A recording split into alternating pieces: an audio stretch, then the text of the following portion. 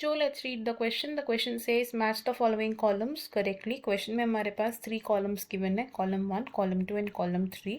हमें इन तीनों कॉलम्स को मैच करना है. गिवन ऑप्शंस में से करेक्ट ऑप्शन को चूज करना है.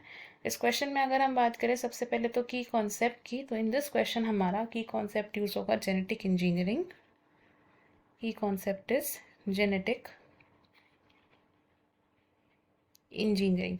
तो जेनेटिक इंजीनियरिंग के जो 3 मेजर एस्पेक्ट्स हैं वो क्या है?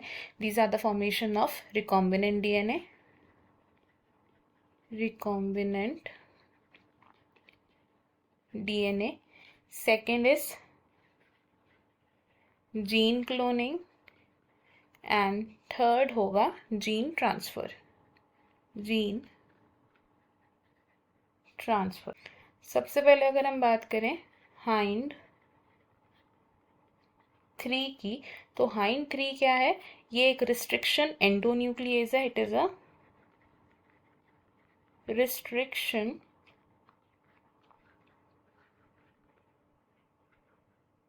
एंडोन्यूक्लिएज.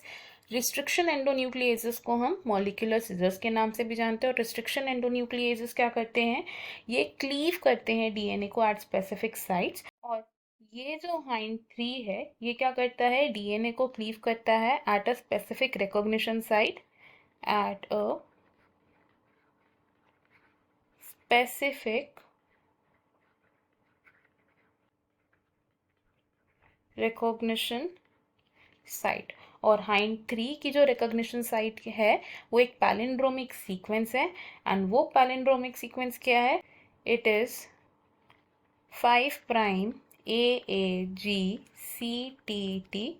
3 प्राइम. तो इस palindromic sequence of 6 base pairs में क्या करता है? हाइंड 3 अपनी एक्टिविटी को शो करता है in the presence of magnesium ion as a cofactor. अगर हम बात करें सेकेंड की, विच इज PBr322. PBr322 क्या है? ये एक क्लोनिंग वेक्टर है. और इस क्लोनिंग वेक्टर में क्या क्या प्रेजेंट होते हैं? यहाँ पर प्रेजेंट होते हैं restriction sites for restriction endonucleases, restriction sites. और प्रेजेंट होते हैं यहाँ पर antibiotic resistant genes, antibiotic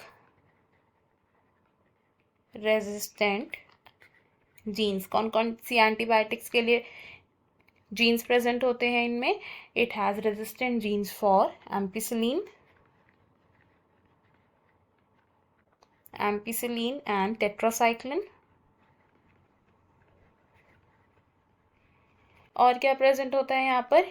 it has ori which is origin of replication. अब इस क्लोनिंग वेक्टर में क्या प्रेजेंट होते हैं? एम्पिसिलिन और टेट्रासाइक्लिन रेजिस्टेंट जीन्स प्रेजेंट होते हैं. तो ये किसकी तरह एक्ट कर सकता है? एक सिलेक्टेबल मार्कर की तरह भी एक्ट कर सकता है. और सिलेक्टेबल मार्कर्स क्या होते हैं? सिलेक्टेबल मार्कर्स हमें हेल्प करते हैं to identify the transformants and the non-transformants and eliminate the non-transformants. The non-transformants यानी कि वो सेल्स जो ट्रांसफॉर्म नहीं हुए हैं.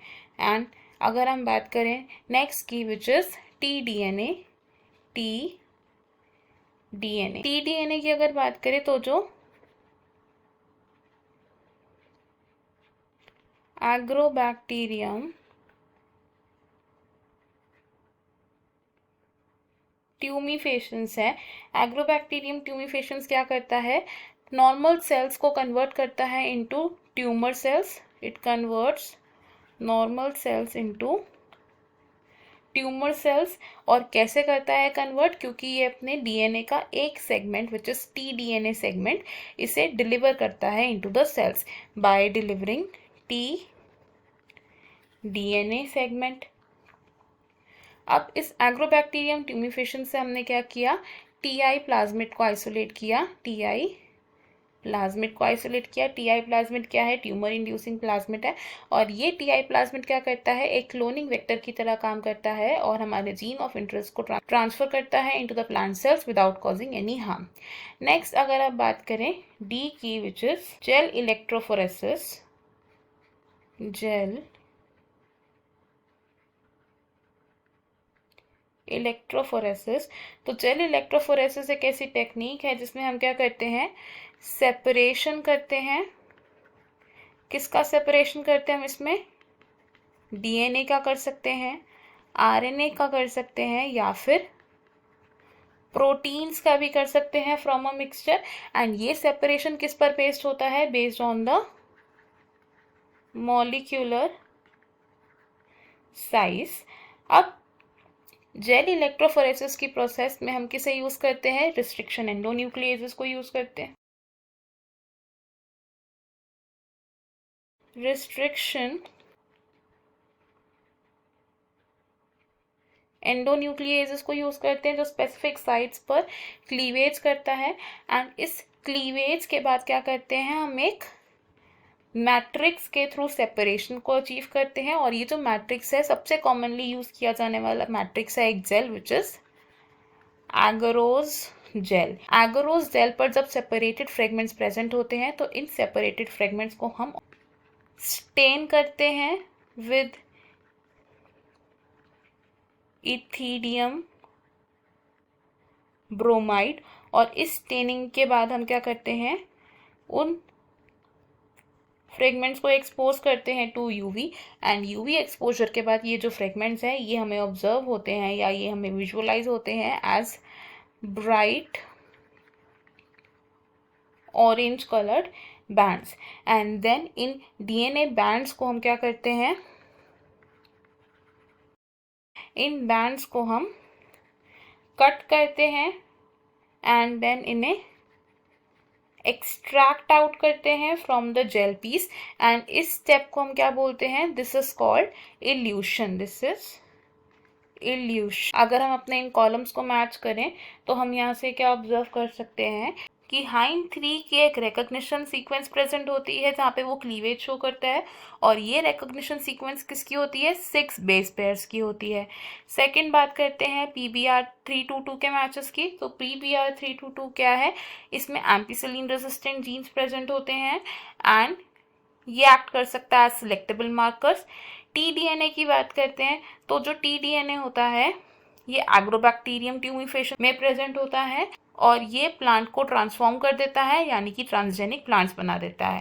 नेक्स्ट बात करें अगर जेल इलेक्ट्रोफोरेसिस की, तो जेल इलेक्ट्रोफोरेसिस में हम कॉमनली यूज करते हैं एगरोज जेल को। और एगरोज जेल से जब हम सेपरेटेड फ्रेगमेंट्स को एक्सट्रैक्ट आउट करते हैं तो उससे हम बोलते हैं इल्यूशन। हमारे मैचेस बनेंगे यहाँ पर A with S and first, B with R and second, C with Q and fourth, and D with P and third. According to this हमारा जो करेक्ट आंसर है वो होगा ऑप्शन नंबर 3। बाकी के ऑप्शन हमारे रॉन्ग हो जाएंगे। हमारा फाइनल आंसर है option 3। I hope you have understood it well. Best of luck. Thank you.